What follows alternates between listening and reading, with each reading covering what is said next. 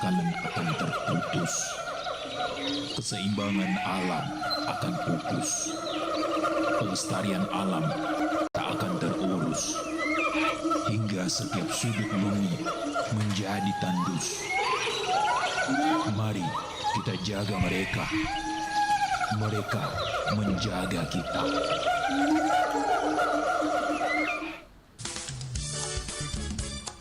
Nusantara Pagi, Pro 4 RRI Makassar.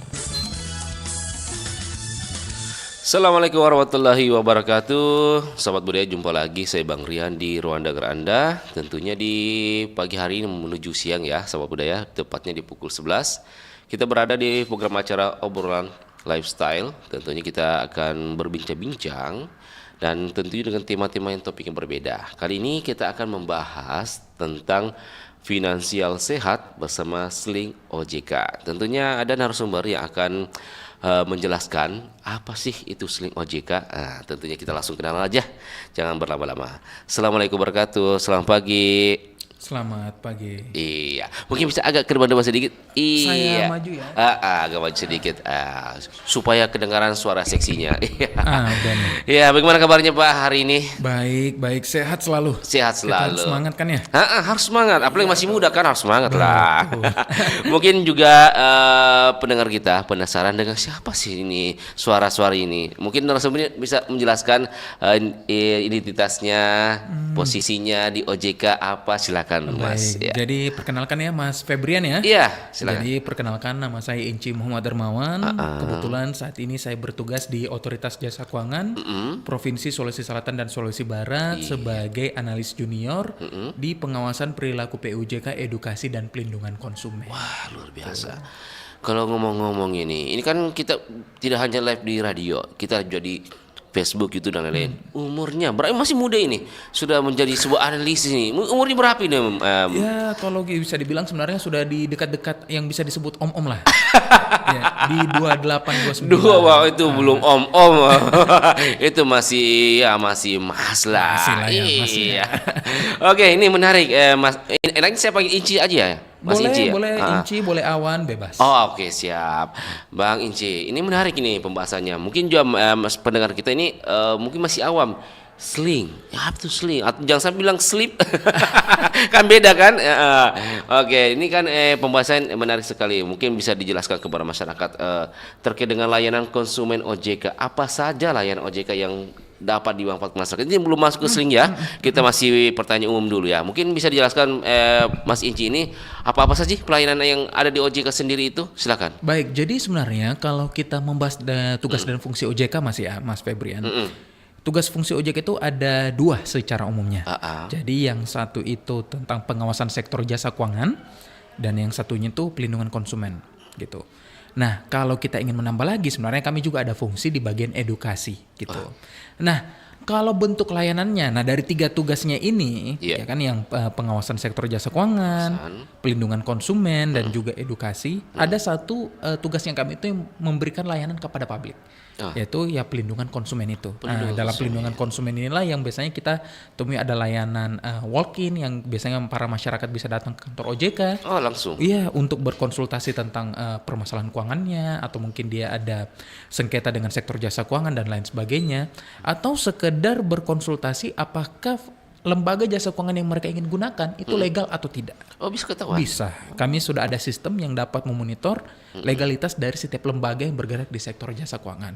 Nah, di sisi lain juga ya pengecekan SLIK ini itu juga masuk di bagian dari pelindungan konsumen itu sendiri. Karena kan penyediaan informasi secara terbuka, transparan dan adil itu salah satu syarat yang harus dipenuhi agar terbentuknya ekosistem keuangan yang stabil dan terbuka gitu. Itu pelayanannya di kapan itu pelayanannya? Jam layanannya harinya? Kalau jam layanan, kalau kami di Otoritas Jasa Keuangan itu layanan publik itu terbuka di setiap hari kerja, mulai dari pukul 7.40 sampai dengan 4.45. 4.45. Iya betul. Jadi sebenarnya satu jam kerjanya itu seperti itu. Kecuali kami tuh hanya tutup itu di hari libur, libur, seperti biasanya. Nah. Dengan kalau ada hari libur nasional atau keagamaan gitu. Dan tentunya yang bagi masyarakat ingin berkonsultasi atau melaporkan itu bisa langsung ke di mana ini, di kantor mana alamatnya ini?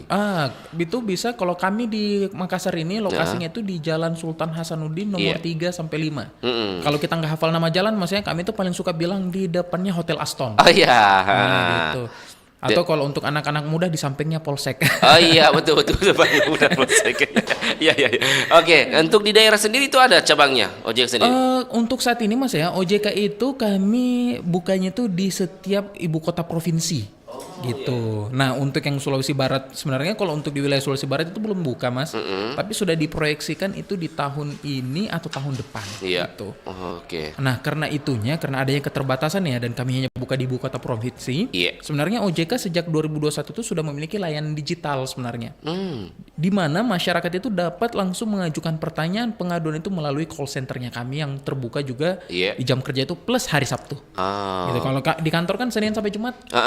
Kalau layanan digitalnya kami itu Senin sampai Sabtu. Senin sampai Sabtu. Betul. Sabtu pun dilayani juga ya. Iya, betul. Wah, luar biasa pelayanannya. Nah, sekarang kan serba digital, Mas Inci, dan dari belanja sampai investasi bisa di ponsel kan. Tapi kalau sudahkah keuangan sudahkah keuangan kita itu ikut cerdas sehat juga? Sebenarnya kalau kita mengatakan ya, apakah keuangan kita itu cerdas ya? Iya. Indikatornya itu agak sulit untuk ditebak, Mas, karena indikator sistem keuangan kita tuh sehat itu dari masyarakatnya sendiri. Begitu juga yang cerdas, itu dari masyarakatnya sendiri. Kalau kita melihat dari tingkat literasi dan inklusi keuangan secara nasional, itu tingkat literasi di Indonesia itu baru mencapai 46% sekian. Itu literasi keuangan. Sedangkan inklusi keuangannya itu sudah mencapai 98% sekian. Artinya apa? Artinya lebih banyak masyarakat yang hanya tahu menggunakan tapi tidak tahu konsekuensi akan hak dan kewajibannya ketika menggunakan produk keuangan tersebut. Jadi kalau kita mengatakan cerdas, ya kita bisa mengatakan 50-50. Ada yang telah mengetahui, ada yang tidak. Nah, yang tidak mengetahui inilah yang seringkali terancam menggunakan produk-produk keuangan tidak sesuai dengan fungsinya, tidak mengetahui konsekuensinya dan berdampak buruk pada laporan SLIK-nya gitu. Oke. Sempat singgung SLIK. Nah, banyak orang belum familiar lah dengan istilah SLIK. Bisa dijelaskan, Mas Inci? SLIK apa sih? Nah, jadi gini ya Mas Febrian ya. SLIK itu sebenarnya dulu biasanya orang itu familiar bahkan sampai saat ini ya. Mereka tuh familiarnya dengan istilah BI checking. Jadi biasanya orang itu kalau di bank-bank itu mau ajukan kredit atau di pembiayaan mau ajukan pembiayaan kan biasanya pihak bank atau pembiayaan itu bilang cek BI checkingnya dulu ya, gitu. Sebenarnya sejak tahun 2011 semenjak OJK didirikan, BI checking itu pengecekan sistem layanan keuangan itu juga dialihkan ke OJK, sehingga namanya kami ubah. Tapi fungsi dan tujuan itu tetap sama, untuk sebagai catatan histori peminjaman yang dilakukan oleh setiap individu. Jadi kalau misalnya nih Mas Febrian di tahun 2008 dulu pernah ajukan kredit rumah. Udah lunas nih, itu masih kecatat sampai dengan saat ini. Nah, itulah yang menjadi gambarannya kita apakah kita memiliki kredit scoring yang baik atau tidak gitu. Berarti data terpusat ini ya. Betul.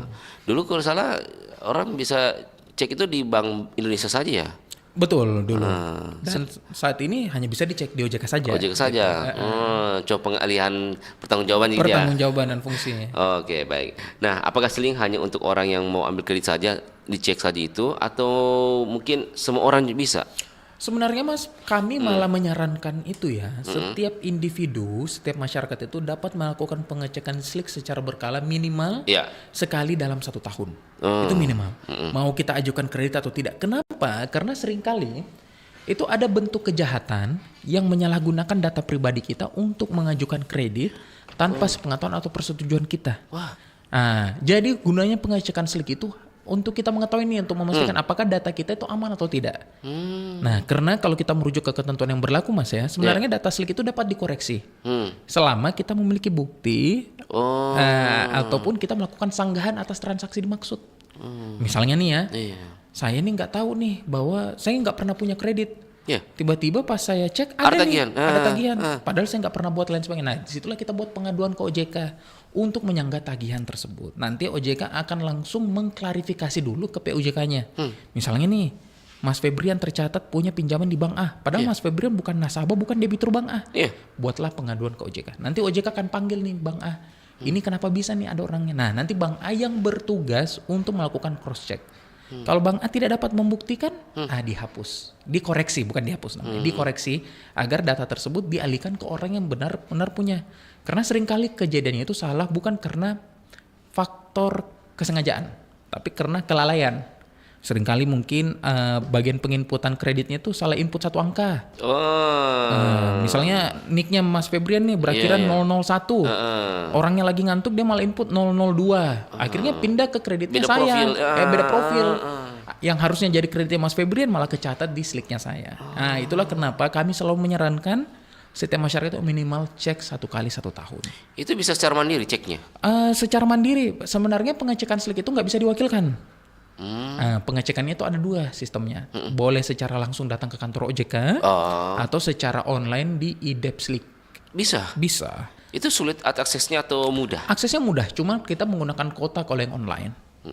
Menggunakan kuota, jadi kalau kuotanya sudah full berarti akan pindah ke hari berikutnya. Ada kuota. Sedangkan kalau yang secara langsung ke kantor kami itu dapat diproses segera.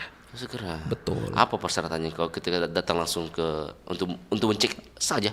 Kalau persyaratannya itu Mas, kalau kita ingin melakukan pengecekan slik ya di kantor kami itu paling tidak membawa KTP pribadi yang asli. Tidak boleh fotokopi apalagi foto. Nah, nanti sisa itu aja yang perlu dibawa untuk langsung diproses. Jadi hanya bawa KTP. Sama aja dengan di website itu. Iya, kalau di website juga ya. Nanti di scan atau lain, tidak perlu bawa fotokopi KTP-nya, nggak perlu. Kita kan KTP itu kan sudah terintegrasi di RTP ya. Iya. Jadi nanti sisa dibawa KTP-nya, nanti ada verifikasi wajah langsung. Kami punya kamera itu langsung bisa tergenerate. Tadi sempat Mas Inci sebutkan ini berarti kadang terjadi ya human error gitu ya? Sering. sering? Bukan kadang, sering. Karena seringnya itulah kita meminta masyarakat itu untuk selalu minimal melakukan pengecekan. Karena gini Mas, human error itu adalah hal yang alamiah. Iya. Gitu ya. Dan kita tidak bisa memitigasi hal tersebut. Mau kita minta banknya, pembiayaannya atau fintechnya membentuk SOP sedemikian rupa, pasti tetap ada salah satu pegawainya yang lalai. Dan kelalaian itu nggak bisa kita salahkan atau pungkiri, tidak bisa terjadi, pasti akan terjadi. Nah, oleh sebab itu salah satu caranya untuk mencegah itu kita buatkanlah sistem pengaduan sehingga masyarakat itu jika mereka memang mendapatkan suatu laporan yang tidak sesuai, kita sediakan kanal bagi mereka untuk melakukan keluhan dan akan dilakukan koreksi begitu. Tapi berdasarkan data OJK sendiri, ini kebanyakan human error dari pihak bank sendiri atau fintech atau memang ada orang sengaja oknum yang memang memasukkan data kita, mungkin dia manfaatkan, dia ambil dana kita, mengatasnamakan orang lain. Itu pernah terjadi juga? Itu pernah. Tapi ya paling seringnya itu ya human error. Kalau kayak begitu kan jatuhnya sudah fraud ya. Apakah fraud itu pernah terjadi? Jawabannya pernah. Biasanya kita identik dengan istilahnya kredit fiktif. Nah, itu bisa. Makanya untuk menghindari itu cek slik. Karena kredit fiktif itu bisa begini Mas. Misalnya nih, Mas ajukan kredit di Bank A. Ya, mengajukan kredit di Bank ACC. Ya, Mas terdata sebagai debitur Bank A. Ternyata salah satu pegawainya itu membuat kredit baru lagi. Di Bank A juga atas namanya Mas, tapi Mas nggak tahu karena sisa data yang sudah Mas tanda tangan itu yang di-cloning kan, mereka udah punya tanda tangannya Mas. Di-cloning. Nah, gitu. Jadi akhirnya di data slik Mas tercatat punya 2 pinjaman di Bank A. Gitu. Masnya pun nggak apa ya ceritanya nggak bakal mempertanyakan karena nggak pernah cek slik mungkin atau lain sebagainya. Ada tagihan masuk ya kiranya tuh tagihan kreditnya Mas sendiri gitu kan. Apalagi kalau ternyata yang kredit fiktifnya ini juga bayar kok. Nah, itu kredit fiktif tidak selamanya mereka itu ingin mencuri uangnya. Seringkali mereka macet, karena mereka sudah macet dan di blacklist, mereka gunakan datanya orang lain untuk pinjaman. Mereka tetap bayar juga. Nah, tapi kan itu nggak baik untuk historinya kita, karena kalau ternyata mereka macet, tapi kan nama kita yang rusak. Tapi itu melanggar tidak secara hukum? Secara hukum melanggar, maka itu saya bilang bagusnya dicek berkala sehingga kalau ada hal-hal seperti itu bisa langsung dilakukan pengkoreksian ataupun penghapusan. Begitu. Sudah detail begitu ya. Berarti memang OJK sebagai pelindung konsumen betul ya. Oleh sebab itu Mas, sebenarnya data slik itu sangat-sangat rahasia. Tidak boleh dibagikan, bahkan seorang istri tidak bisa meminta data slik suaminya. Masa? Iya, itu banyak loh. Iya. Ibu-ibu ibu atau ayah bapak-bapak ya datang ke kantor, Iya. dia bilang saya mau tarikan slik istri saya, suami saya. Kita bilang, oh nggak boleh bu, nggak bisa diwakilkan. Tapi ini pasangan saya bilang, oh iya nggak boleh. Karena data slik itu sifatnya sangat rahasia. Lah kalau suami saya kredit diam-diam ya tanyakan suaminya langsung bu gitu. Kalau meninggal bagaimana? Nah kalau Salah satu meninggal itu ada persyaratan khususnya. Kalau memang meninggal Iya. itu bisa dicekkan, tapi dengan adanya surat kuasa sama surat pernyataan ahli waris. Jadi harus lengkap tuh. Ya ya. Gitu. Baik. Nah, ketika pihak ketiga atau pihak kedua yang melakukan kesalahan itu, apakah ada sanksi berat diberikan OJK kepada pihak tertentu? Kita tidak tahu, kenapa tiba-tiba ada kredit saya? Ini kan jelas salahnya dari pihak, mungkin dari human error, atau itu ada sanksi tegas dari OJK ke pihak mungkin bank atau fintech lainnya. Sebenarnya kalau kita membahas sanksi mas ya, selama kesalahan tersebut langsung dikoreksi, sebenarnya tidak akan ada sanksi dalam bentuk denda atau lain sebagainya. Akan menjadi permasalahan kalau sudah terbukti ternyata memang salah tapi tidak dikoreksi. Itu ada sanksi tegasnya. Itu telah diatur di ketentuan kami di Peraturan Otoritas Jasa Keuangan yang khusus mengatur tentang sistem layanan informasi keuangan. Itu ada sanksi yang akan diberikan. Oh, baik. Nah, Mas, kalau kita suka belanja online ya, cicilan, gadget, pay later, apakah pengaruh terhadap catatan slik kita? Berpengaruh. Itu tercatat. Jadi gini Mas. Dalam pencatatan slik tersebut, setiap kita melakukan transaksi yang sifatnya kredit atau pembiayaan, itu akan tercatat sebagai satu lembar. Jadi slik itu dia tuh per lembar. Misalnya nih, Mas kredit rumah, satu lembar. Kemudian pembiayaan mobil, satu lembar lagi. Buat kartu kredit, setiap kartu kredit itu satu lembar. Nah, jadi kalau Mas punya 5 kartu kredit berarti 5 lembar tambah tadi 2 udah 7 lembar. Nah, bagusnya kalau untuk kartu kredit mau kita gunakan berapa kali pun tetap satu lembar itu aja yang diupdate, karena kartu kredit itu dianggap sebagai satu layanan. Itu kan ya? Artinya kalau misalnya nih limit kita 10 juta, saya pakai belanja 5 juta, ya nggak akan tergenerate lembar baru Mas. Lembar itu aja yang diupdate bahwa sudah dipakai 5 juta, berarti saya punya utang 5 juta. Kemudian saya bayar lunas, ya tetap itu aja aktif satu lembarnya. Sedangkan kalau yang KPR rumah dengan mobil ya kayak gitu juga, kita bayar kan itu doang. Pas lunas kertasnya masih ada, tapi sebagai histori jejak ya. Yang apesnya, yang sifatnya itu adalah pay later. Pay later itu kan saya bilang Mas, dihitungnya per layanan. Per pelayanan satu lembar. Berarti kalau kita pay later, per transaksi itu disebut sebagai satu layanan. Jadi kalau Mas misalnya nih belanja pay later beli pulsa 10.000, itu satu lembar.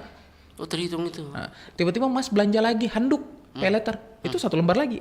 Dia nggak digabung karena merupakan dua layanan yang berbeda. Satu layanan untuk beli pulsa, satu layanan untuk beli handuk. Kalau kartu kredit mau kita pakai untuk apapun tetap terhitung sebagai layanan kartu kredit. Nah, dampaknya apa?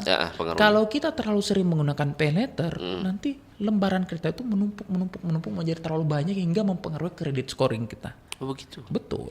Contohnya Mas ya, untuk saya sendiri, saya sekarang ini jumlah lembar slik saya itu 38. 38 lembar. Dan itu udah termasuk lumayan banyak sebenarnya. Karena kalau untuk yang generasi sebelumnya yang udah usia 40-50 tahun, ya bapak-bapak kita dulu ya, kakek-kakek kita dulu itu mereka palingan 2-3 lembar.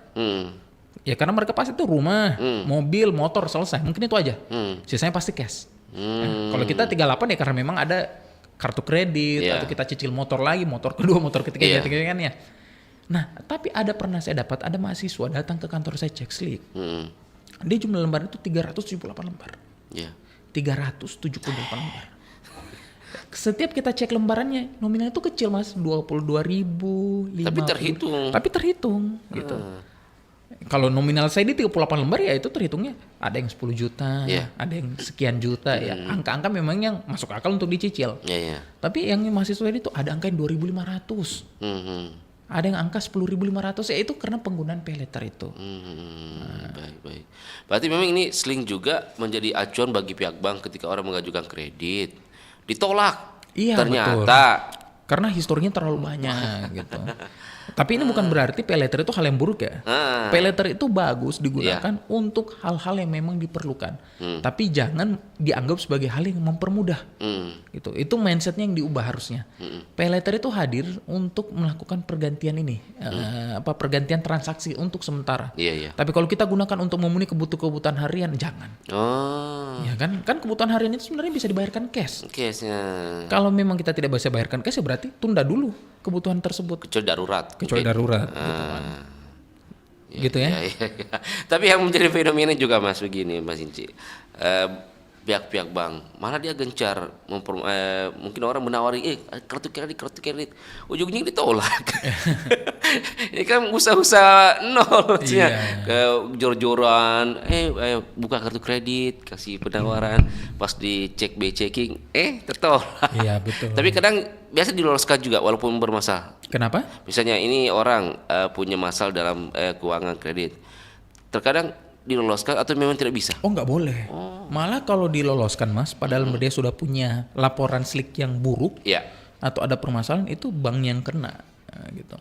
Pemberian suatu fasilitas kredit, mau itu dalam bentuk kartu kredit, fasilitas kredit modal kerja, KUR atau lain sebagainya itu tidak boleh diberikan jika individu terkait memiliki catatan buruk di dalamnya. Mau itu dia menunggak atau prestasi lain sebagainya. Karena kalau itu tetap diberikan berarti asesmen risiko yang dilakukan oleh lembaga jasa keuangan itu tidak berjalan. Gitu, itu pelanggaran. Nah itu bagaimana nasibnya teman-teman kita yang pengusaha-pengusaha kecil yang ambil KUR? Kan kebanyakan macet gitu ya. Apakah ketika dia ambil uang macet, tapi dia mau berusaha lagi, itu bagaimana itu? Tetap dia tolak pengajuannya selanjutnya atau bagaimana? Tetap ditolak Mas. Jadi itulah gini, slik itu sebenarnya adalah bentuk pertanggungjawaban kalau kami bilangnya. Jadi ketika teman-teman ya, Bapak, Ibu, saudara-saudara sekalian mengajukan pinjaman, berarti Bapak dan Ibu sekalian itu wajib sadar bahwa akan ada konsekuensi yang menyusul dari peminjaman tersebut. Gitu. Kalau kita memang pinjam 10 juta, kita harus sadar konsekuensi dari meminjam 10 juta itu adalah mengembalikan 10 juta plus bunga tepat pada waktunya. Gitu. Kalau kita tidak melakukan itu, konsekuensinya apa? Tercatat buruk di slik. Kalau tercatat buruk di slik, apa konsekuensinya? Tidak dapat membuat pinjaman di tempat lain. Gitu. Sampai dengan yang buruknya itu dilunaskan. Kalau sudah lunas, itu akan kembali bagus datanya. Semacam kemarin programnya pemerintah kan ada penghapusan peminjaman bagi pelaku-pelaku yang macet gitu. Itu bersih kembali walaupun sebelumnya dia bermasalah. Iya, tapi itu yang program Mas maksud itu, dia itu untuk program yang pemutihan itu 5 tahun setelah ketentuan itu dikeluarkan. Jadi misalnya ketentuannya kan dikeluarkan di tahun 2024 ya. Artinya ketika tahun 2024 itu fasilitas kredit yang macet sudah harus berusia 5 tahun. Gitu. Atau lebih. Ada kriterianya. Ada kriteria. Di sisi lain cuma boleh fasilitas kredit yang diajukan di bank himbara. Himbara itu berarti Bank BRI, BNI, Mandiri, BTN. BUMN. Nah, jadi kalau kita punya macet di BCA, walaupun sudah 5 tahun ya nggak bisa. Ada juga ketentuannya, jumlah nominalnya. Tidak boleh melebihi dari 500 juta rupiah. Berarti memang khusus untuk KUR. Nah, gitu. Baik. Nah, sekarang mungkin banyak tawaran pinjaman online, Mas Inci. Apakah peran seling dalam membantu masyarakat menghindari jebakan utang atau pinjol itu bisa? Sebenarnya Mas, pinjol itu ya, atau kita sebut bahasa gaulnya ya, fintech ya. Fintech ya. Fintech itu awal mulanya masuk di Indonesia, izinnya itu bukan sebagai kredit produktif, sebagai kredit konsumtif. Mereka itu kategorinya kredit produktif. Jadi kredit itu ada 2. Ada yang kita sebut sebagai kredit produktif, ada yang kita sebut sebagai kredit konsumtif. Kredit produktif adalah kredit yang digunakan untuk mengakumulasi kekayaan. Kredit modal kerja, kredit investasi. Sedangkan konsumtif yang digunakan untuk memenuhi keinginan. Beli mobil, beli rumah. Nah, itu kita sebut sebagai konsumtif. Nah, ketika fintech masuk ke Indonesia mendapatkan izin untuk beroperasi di Indonesia, mereka itu mengantongi izin untuk menyalurkan kredit produktif. Artinya apa, Mas? Kredit fintech atau pinjol itu sebenarnya digunakan untuk para pengusaha yang membutuhkan perputaran uang cepat. Nah, tapi karena minimnya literasi keuangan, minimnya pemahaman masyarakat, mereka malah gunakan untuk kebutuhan konsumtif. Padahal bunganya tinggi. Bunga tinggi itu bukan menjebak. Itu memang salah satu bentuk barter, pertukaran yang diberikan oleh fintech karena mereka menjanjikan pencairan cepat. Kalau kita ajukan, misalnya saya ini pengusaha, Mas. Modal saya udah habis. Bulan depan, 3 hari ke depan, saya sudah disuruh sama supplier saya untuk beli lagi nih barangnya. Nggak peduli supplier saya kan, saya mau udah jual semua, udah untung. Kita udah deal nih, ada kontrak mengatakan setiap bulan ini kamu beli supply saya. Kan biasanya gitu nih, pengusaha-pengusaha kan. Mau itu ayam kah, mau itu kayu kah, apa lain sebagainya. Ya saya butuh uang dong. Kalau saya ajukan ke bank penambahan kur, butuh waktu bisa sebulan lebih, bisa 2 bulan lebih. Usaha saya bisa nggak jalan, usaha saya bisa macet, saya bisa jelek di mata-mata para supplier ataupun pelanggan saya. Hadirlah fintech. Fintech mengatakan, kamu pakai uang saya dulu untuk bayar itu modal kamu. Nanti kalau uang kamu di bank udah cair atau kamu sudah ada keuntungan dari usaha kamu bayar saya segera. Makanya mereka itu kredit jangka pendek. Dengan bunga. Dengan bunga tinggi. Mereka menjanjikan pencairan cepat tapi bunga tinggi. Tapi nggak ada masalah kalau kita pengusaha. Gitu kan ya? Karena memang tujuannya itu perputaran uang cepat. Nah itulah idealnya fintech sebenarnya. Gitu. Bunga tinggi itu ya karena begitu. Kamu kan pengusaha, kamu kan ada income, jadi nggak ada masalah. Itulah kenapa fintech itu nggak pernah menawarkan kredit di atas 1 atau 2 tahun. Biasanya tuh 6 bulan, maksimal itu 1 tahun. Karena memang jangka pendek. Karena jangka pendek itu makanya bunga tinggi. Jadi nggak ada istilah penjebakan sebenarnya, Mas.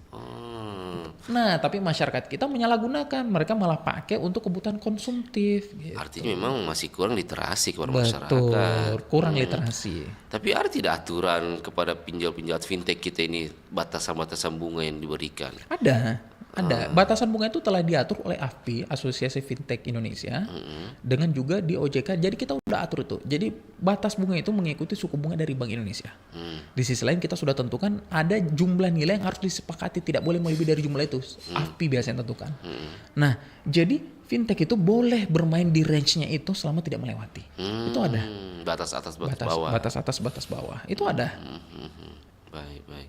Tapi kebanyakan yang fintech ini dia mempromosikan, dia kan sempat tadi singgung bahwa ini fintech sebenarnya produktif, untuk ada usaha. iklan-iklan yang sudah kata bayar makanan gitu kan ya. Itu bagaimana? Karena sudah bergeser. Tadi saya bilang awal mulanya tujuan produktif, tapi karena kebanyakan masyarakat menggunakan konsumtif, akhirnya mereka shifting. Nah, tapi shifting pernah itu tidak fintech mengedukasi kepada pelanggannya, Bu, ini bukan untuk konsumtif ya, ini untuk usaha. udah. Itu kita biasanya kalau kita berkolaborasi dengan fintech ya, di fintech day atau lain sebagainya, kita sudah mengedukasi sering bahwa fintech itu pada dasarnya digunakan untuk usaha bagusnya, untuk sebagai dana suntikan atau lain sebagainya. Cuman ya kita nggak bisa mengatur masyarakat. Toh masyarakat yang ingin ajukan pinjaman, kita nggak bisa mengatur. Misalnya nih Mas, contoh paling simpel, kur aja sering disalahgunakan loh. Logikanya gitu. Apalagi fintech embel-embel usaha. Embel-embel usaha. Pinjam uang 30 juta. Misalnya di bank A. Kur nih 30 juta. Ditanya untuk usaha. Ya untuk usaha betul. Pas udah cari 30 jutanya. Yang dipakai untuk usaha 5 juta doang. 25 jutanya dipakai DP mobil. Iya salah. Iya kan. Jadi kita nggak bisa mengatur sebenarnya. Masyarakat itu dia mau gunakan untuk apa. Dan fintech sebenarnya kita nggak bisa salahkan juga mereka shifting. Karena mereka itu bisnis base. Mereka tahu lebih besar profitnya ketika mereka sasar konsumen yang mencari konsumtif, gitu. Makanya kita keluarkan ketentuan yang mengatur bagaimana tata cara pencairan fasilitas itu. Kita atur nih fintech mengatakan, kamu kalau cairkan ke masyarakat dan kebutuhan untuk konsumtif, ini maksimal gini ya pencairannya. Maksimal gini ya, makanya itu biasanya fintech itu mereka menawarkan pencairan hingga 100 juta. Tapi nggak mungkin ada yang dapat 100 juta pencairan. Paling pakem 12 juta, 20 juta. Karena sudah di cross check tuh. Kan diminta biodatanya lain sebagainya. Nah, misalnya kalau fintech yang tidak terdaftar, apakah terbaca SLINK? Enggak. Jadi persyaratan untuk tercatat di SLINK itu adalah terdaftar dan diawasi oleh OJK. Jadi kalau mereka ilegal, ya pasti mereka nggak bisa mendaftarkan diri di SLINK. Karena SLINK itu sistemnya pelaporan, Mas. Kami OJK itu monitor, bukan kami yang input. Jadi misalnya Mas ini adalah fintech A, Mas yang melakukan penginputan di SLINK, bukan saya. Makanya itu saya bilang kalau ternyata ada kelalaian dari sisinya Mas, konsumen melapor ke kami tegur, katakan untuk koreksi. Misalnya kalau ada masyarakat, ternyata dia terdaftar di fintech ilegal. dia kena mungkin menjadi korban, apakah dia harus melapor kemana kalau begitu? Kalau untuk itu Mas, sebenarnya gini. Kalau kita merujuk ke ketentuan POJK nomor 21 tahun 2011 dengan Undang-Undang P2SK, kita sudah mengetahui bahwa tugas dan fungsi OJK itu untuk menangani pengaduan atau permasalahan yang sifatnya keperdataan di sektor jasa keuangan. Keperdataan nih. Gitu. Berarti sengketa, perbedaan sudut pandang lain sebagainya. Sedangkan kalau ternyata kasus penipuan atau pinjol ilegal atau investasi ilegal, itu jatuhnya sudah penipuan, pidana. Polisian. Berarti secara ketentuan hukum itu ranahnya masuk di kepolisian. Nah, cuman nggak mungkin dong kita mengatakan ke masyarakat, ini bukan kami, sana kamu ke polisi. Enggak, kami nggak mungkin bilang gitu. Jadi sebenarnya OJK dengan Kepolisian Republik Indonesia itu sudah membentuk satu forum yang kita sebut sebagai Satuan Tugas Pemberantasan Aktivitas Keuangan Ilegal, Satgas Pasti. Dan itu bukan cuma OJK dan polisi, ada 16 lembaga Mas. Ada Bank Indonesia, ada Kementerian Keuangan, Kementerian Luar Negeri, Industri Pak. Itu sudah Kementerian Agama dan lain sebagainya. Tugasnya apa? Kita sudah memiliki satu website khusus yang kita sebut sebagai Indonesia Anti-Scam Center. Nah, dalam hal kita mendapatkan pengaduan atau ada masyarakat terkena kasus penipuan atau terjebak dengan pinjol ilegal atau investasi ilegal, maka dapat langsung melakukan pelaporan di IASC tersebut. Gitu. Baik. Nah, sebelum kita lanjutkan Mas Ici, kita jeda dulu. Siap. Sebari itu sahabat budaya yang ingin bertanya, nanti kita akan buka line telepon di 0811 400 9250.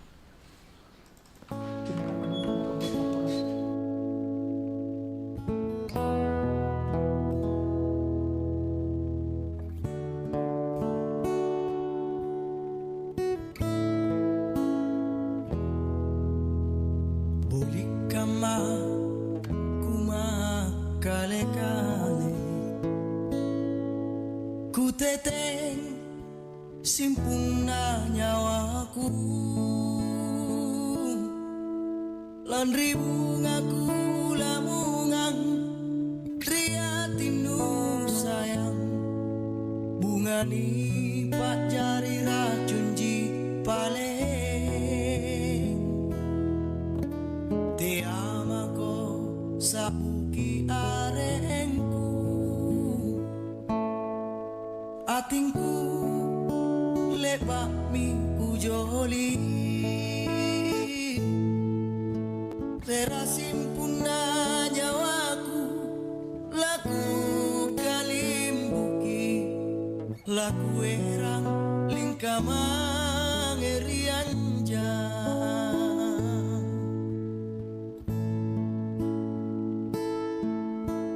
sangkato jemi gaunu salanu mangeri nake boli kamami kalenku talasa makale kale ku teteng simpung tengrera nyawaku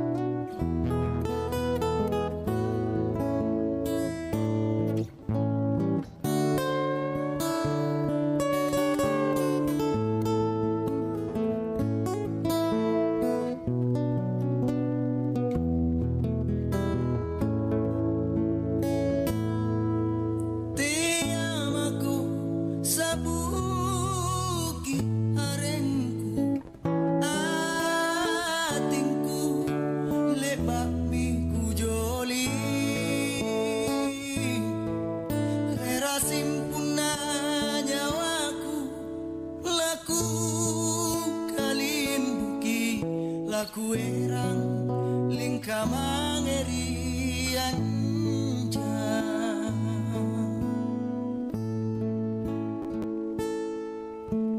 sangkato jemi gaunu salanu mange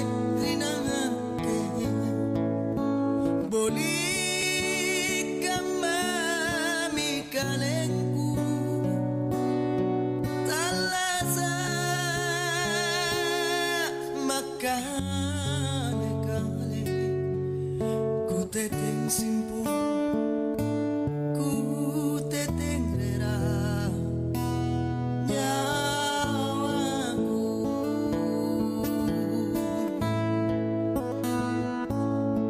ku teteng simpu ku teteng rera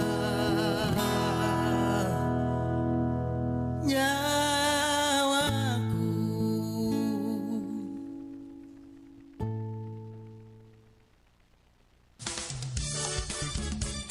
Nusantara Pagi, Pro 4 RRI Makassar. Sahabat Malibiku masih bersama Bang Rian di siang hari ini. Kita lanjutkan lagi Mas Inci. Nah, mungkin saya lebih kepada mungkin selanjutnya kita menarik atau data sling hasil keluar dalam bentuk apa dan informasi apa yang kita peroleh itu, Mas? Jadi sebenarnya Iya. Mas, di sini ya, ini saya koreksi dulu nih. Ya. Nah, jadi sebenarnya Mas, kalau untuk data slik ketika kita melakukan penarikan slik ya, Ya. data yang ditampilkan itu ada dua sebenarnya. Data historis kita Ya. sama kredit atau pembiayaan yang saat ini berjalan. Ya. Itu aja sebenarnya. Jadi ketika semua pinjaman yang kita buat mau dari tahun berapapun itu pasti akan tercatat. Walaupun History. kita buatnya itu ketika masih pengawasannya itu ada di Bank Indonesia dulu yang BI checking. Karena kan hanya transmigrasi peralihan data. ya, transmigrasi. Gitu kan, bukan pergantian atau lain sebagainya. Jadi sebenarnya datanya tuh lengkap. Mau kita pinjam atau lain sebagainya itu ada semua historinya. Di sisi lain, Iya. kredit atau pembiayaan kita yang berjalan itu juga tercatat setiap bulannya. Data slik itu diupdate setiap tanggal 12, Mas. Jadi nanti kalau kita misalnya ini telat bayar di bulan apa nih, misalnya bulan Mei, Iya. nanti 12 Juni itu udah muncul datanya bahwa kita ada keterlambatan dalam pembayaran gitu. Nah, di slik itu ada 5 tingkatan. Ya. Tingkatan yang boleh kita miliki itu cuma tingkatan 1. Itu lancar. Kalau 2, 3, 4, 5 itu udah menjadi tolak ukur bagi perusahaan perbankan ataupun pembiayaan fintech dan lain sebagainya untuk menolak kita. Dan itu nggak dilarang. Kembali ke asesmennya masing-masing. Iya. Gitu. Baik. Nah, terkait dengan seling ini sering kami dengar bahwa ada yang ingin melakukan pemutihan seling atau skor kredit biar bagus. Bagaimana tanggapan OJK terkait hal ini? Pemutihan itu sebenarnya tidak dapat dilakukan, Mas. Karena saya seperti bilang ya, histori ada. Ya. Gitu. Jadi yang dapat dilakukan adalah pembaharuan atau pengkoreksian. Nah, misalnya nih kita sudah tercatat macet. Ya. Kemudian kita minta restrukturisasi ke banknya atau pembiayaannya. Kalau permohonan itu disepakati atau disetujui, berarti akan dilakukan pembaruan atas laporan tersebut. Kalau kita diberikan keringanan, maka akan dilakukan penyesuaian dengan laporan tersebut. Nanti laporannya seperti saya bilang, misalnya nih nomor 5 nih, 5 itu kan macet. Macet ya. Nah, kalau dia sudah tercatat macet, kemudian dia lakukan pelunasan atau diberikan keringanan, maka catatannya akan menjadi 1 lunas, 1 lancar lunas. Cuman tetap ada historinya bahwa dia pernah macet, gitu. Tapi itu bisa menjadi acuan lagi walaupun sudah lancar. Sebenarnya dalam ketentuan yang ada itu tidak ada batas yang melarang bank untuk menjadikan historis sebagai acuan. Tidak ada. Jadi kalau bank ingin atau perusahaan pembiayaan ingin menjadikan itu sebagai acuan untuk memberikan dia kredit pembiayaan, iya atau tidak ya bisa. Cuman seringkali dalam prakteknya bank atau perusahaan pembiayaan itu dia menjadikan landasan penilaian itu referensi itu 6 bulan terakhir. Oh, 6 bulan terakhir. Iya. Jadi nggak ada yang larang sebenarnya bank kalau mau pakai histori 10 tahun lalu. Kembali Tapi ke kan banknya saya punya aturan. ada bank yang 6 bulan terakhir, ada bank yang 3 bulan terakhir, bahkan ada bank pemerintah yang dia bilang yang penting sudah ada surat keterangan lunas, saya kasih kamu langsung. Intinya OJK cuma database dia. Betul. Silakan lihat histori kalian. Kami memberikan database yang dapat diakses kedua belah pihak agar terciptanya ekosistem keuangan yang stabil dan terbuka. Gitu aja, transparansi. Kan di era digital sekarang, Mas, itu aman tidak data kita di OJK? Sebenarnya kalau kita menyinggung, Mas, ya, tidak ada data yang aman di dunia digital. Gitu kan? Tidak ada. Mau seaman, semodern apapun, sebagus apapun sistem pelindungan itu tidak ada. Oleh sebab itu makanya ada undang-undang yang mengatur tentang perlindungan data pribadi. Ya, karena negara pun sadar bisa bocorin data. Gitu kan ya, logikanya seperti itu. Nah, tapi dalam hal terjadi kebocoran di masa depan ya kita akan lihat saja bagaimana bentuk pertanggungjawaban dari suatu lembaga atau sektor jasa keuangan dalam menjaga atau bertanggung jawab dalam kebocoran data tersebut. Nah misalnya nih kalau kita menyinggung lembaga jasa keuangan ya, OJK itu sudah mengatur ada ketentuan yang secara khusus mengatur tentang pelindungan data pribadi dan pelindungan konsumen. Serta ada ketentuan yang secara spesifik mengatur tentang spesifikasi dalam pelindungan data pribadi. Nah ketentuan ini gunanya apa? Untuk memastikan kalau ada kebocoran, pencurian, pembobolan data terjadi dan kejadian itu akibat kelalaian dari LJK, maka LJK itu wajib untuk bertanggung jawab akan hal tersebut. Dengan catatan bocornya itu karena kelalaian mereka ya. Tapi seringkali yang kami dapatkan pengaduan, sebenarnya kelalaiannya itu bukan karena kelalaiannya LJK, bocornya. Bukan karena pencurian data, bukan karena hacker atau lain sebagainya. Tapi karena kesalahan konsumen sendiri yang tidak sengaja membagikan data tersebut. Social engineering mas, salah satu bentuk penipuan. Atau phishing, klik link. Gitu. Nah social engineering itu paling sering tuh. Halo gini-gini ada uang yang transfer begini. Kalau bukan bapak yang melakukan transfer, bapak kirim sekarang nomor OTP yang kami kirimkan ke bapak. Saya sering dapatkan telepon. Kok dia tahu nama saya? Tahu nomor kartu saya, tapi nomor belakang kartu dia tidak tahu. Betul. Dia minta itu. Kok bisa dapat data saya? Nah, itu yang kita sebut sebagai kebocoran data mas sebenarnya. Dan hal itu yang sebenarnya mas bisa laporkan. Cuman laporkan ke OJK. Cuman dalam hal melakukan pelaporan itu mas harus benar-benar spesifik mengetahui siapa yang membocorkan data atau siapa yang mas curigai membocorkan data tersebut. Kalau nggak tahu bagaimana? Nah misalnya nih kan gampang nih. Tadi mas bilang nomor kartu kredit kan. Ya yang punya data informasi kartu kreditnya mas kan banknya mas doang. Berarti laporkan banknya.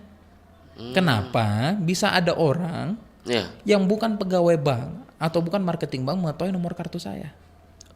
Kan logiknya begitu. Bank yang bertanggung jawab untuk membuktikan bahwa data itu tidak bocor atau lain sebagainya. Gitu. Nah seringkali mas, saya bilang kebocoran datanya itu bukan juga dari banknya. Seringkali kita transaksi. Transaksi dia foto apa? Betul. Saya pernah satu kali ada kasus yang kita di Kota Makassar ini ya, di salah satu outlet pembelanjaan, itu ternyata salah satu kasirnya ketika dia diserahkan kartu kredit dan dia melihat orang yang memberikan itu tidak peduli dengan mesin edisinya, itu dia sudah sediakan cermin di bawah. Untuk foto yang 3 angka belakangnya. Untuk lihat hafal. Yang nomor kartunya dia nggak perlu hafal karena ketika masuk mesin edisi kan muncul tuh nomor kartu. Dia sisa hafal tuh 3 nomor di belakang. Masnya pergi dia pakai belanja kartunya. Kebobolan. Gitu. Makanya saya selalu menyarankan ketika kita melakukan transaksi dan kita menggunakan kartu kredit kita, itu mesin edisinya kita aja yang lakukan transaksi. Nggak usah menyerahkan. Jadi minta mereka input nominal berapa, soal itu kita aja yang kan sisa klik oke. Kasih masuk pin oke. Nah, jangan terlalu malas lah bahasanya. Jangan terlalu mau dilayani. Ketika ada kasus begitu, kita harus melakukan mana? Tetap OJK. OJK juga. OJK.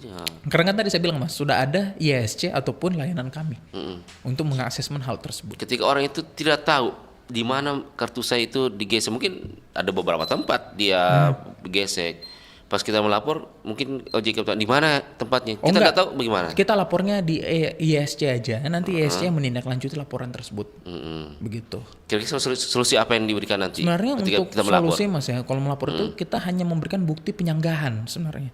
Karena kan kalau transaksi kartu kredit itu, kan itu penyanggahan untuk dihapuskan. Penyanggahan tersebut harus dibuktikan bahwa betul bukan kita. Nah, ketika Mas membuat pengaduan di ISC itu bertujuan untuk melakukan tracing. Misalnya nih ya, ternyata ketika saya di hari itu transaksi dilakukan, kartunya digesek, itu digeseknya di TSM. Ternyata di hari yang sama, saya ada di Manado misalnya. Nggak match antara lokasi fisik dengan lokasi ininya. Nah, akhirnya dibatalkan. Gitu. Jadi nanti pelaporan itu gunanya tuh agar kita memiliki bukti yang kuat untuk melakukan penyanggahan. Betul. Baik. Nah, mendengar penjelasan mungkin sampai saat ini terlihat bahwa peran OJK sangatlah penting. Namun demikian, bagaimana OJK mempertahankan independensinya sebagai lembaga negara dalam menjalankan tugas, fungsi dan layanan masyarakatnya, termasuk layanan tadi data link. Jadi gini mas, kalau tentang independensi, syukur alhamdulillah OJK ini selama 4 tahun berturut-turut itu kita dikategorikan sebagai lembaga terbaik yang memiliki integritas paling tinggi di Indonesia.